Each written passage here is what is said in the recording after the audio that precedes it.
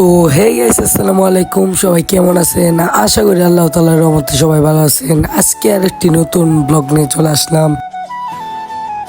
আজকের ব্লগটি হচ্ছে মুড়ির পাটি নিয়ে। এখন আমরা যাচ্ছি দোকানের উদ্দেশ্যে।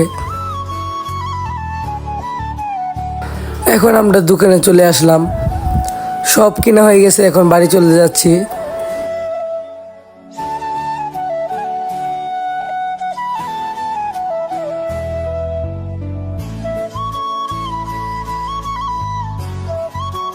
প্রায় চলে এসে পড়েছি। এখন সবকিছু মিল করা শেষ।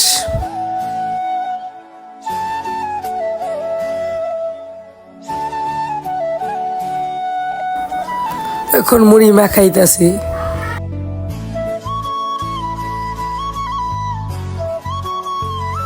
মাখানো শেষ, এখন খাওয়া দাওয়া করবো।